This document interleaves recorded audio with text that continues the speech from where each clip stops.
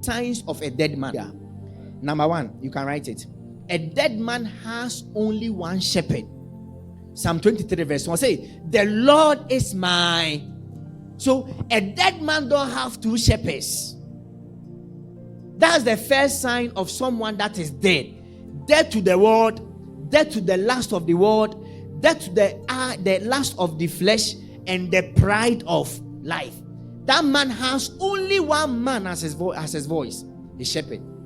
John chapter 10 verse 11 to 16. Let's watch something. People have many shepherds, many pastors, many lord, many spirits. So oye Christian people are bowing to a lot of shepherds.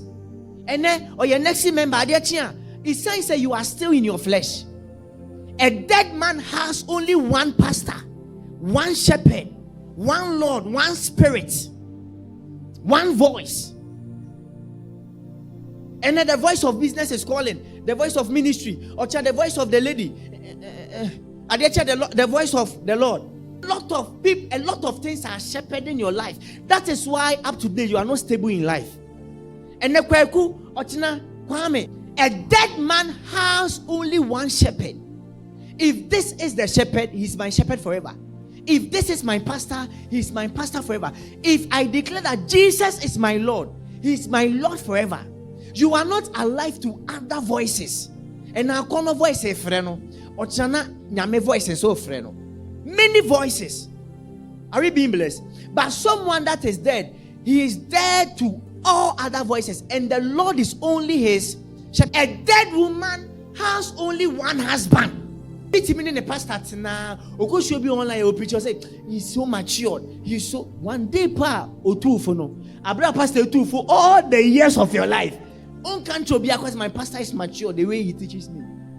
Hey, the second sign of a dead man. A dead man allows God to lay him down. Psalm 23 verse 2. People don't allow God to lay them down. God cannot give them instruction. God cannot command them. God cannot lay them down. If you cannot be laid down, it means that you are still alive. Your old man is still alive. And I'll explain what it means to be laid down. The Lord is my shepherd, I shall not want. Verse 2. He maketh me to lie down. He maketh me to do what? He maketh me to lie down. To lay down simply means that you have totally surrendered. You don't have option. You don't have a say. You don't have idea. If God says this, you are like, yes, sir. If God cannot lay you down, it means that you are alive in your flesh. You are too alive. Some people, God cannot lay them down. God can give you the command. Go and stop that relationship now. Now, me nyame to excuse nyame. As only maybe what I can say, relationship now, no. Born in a course of unity break here. Any day. So, dear pastor, me go and you catch say we are breaking now. Or say, of course, pastor, I will do it today. My pastor said I should break up with you. Oh, do on ma get a them I didn't suffer anything. One I shall say, pastor, the podcast must say, me no me die.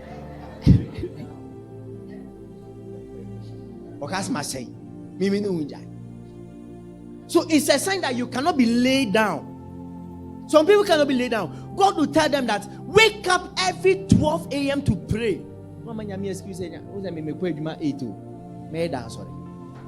A dead man allows God to lead him to the still. Please, the key word is, if it is your Bible, underline the word still. The still waters.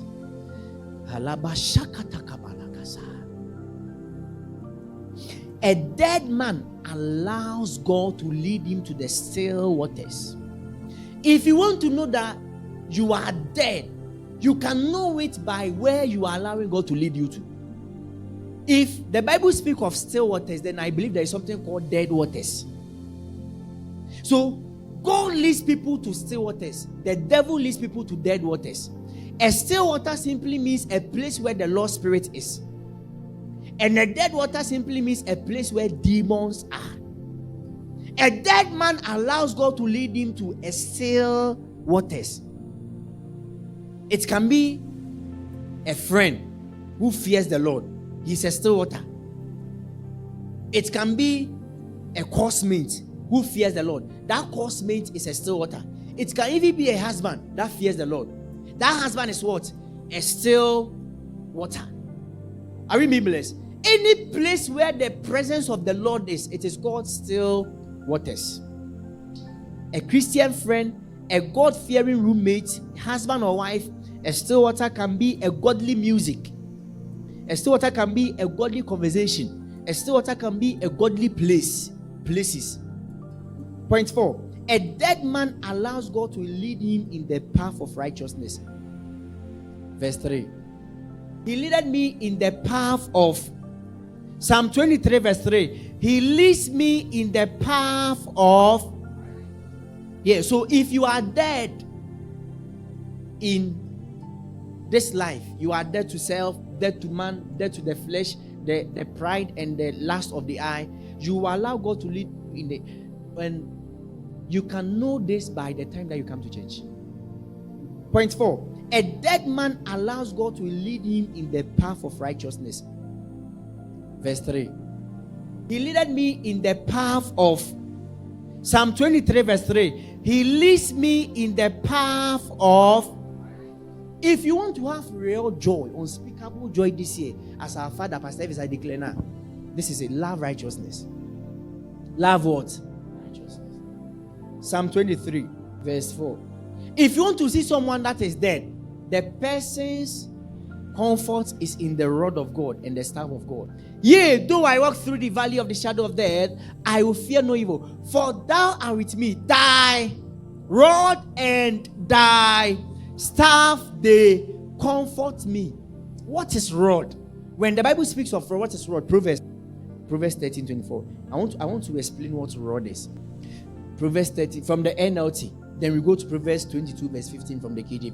So let's read the Proverbs 13 verse 24. What is rod? David say, your rod do comfort me. All right, let's read it please. Those who spare the rod of discipline hate their children. Okay, Proverbs chapter 22 verse 15. So when we talk about rod, we are talking about discipline. Rod means what? Rod speaks of discipline. All right, Proverbs 22 verse 15. Foolishness is bound in the heart of a child, but the rod of correction shall drive it far from him. So a rod can also mean correction. So we are talking about discipline, rebuke, you correcting someone. It is rod. And David says, your rod do comfort me. In other words, the correction you give me, the rebukes you give me, the discipline you discipline me, it is my comfort. A man that is alive sees discipline as offense. Oh, rebuke you, I am offended. Why should you tell me that? Especially in front of people. But a dead man sees the rebuke of God as a comfort. Or say, thy rod and thy staff, they comfort me. So if you rebuke a dead man, it is comfort to him. He will even thank you. We are going to read Proverbs 9:8.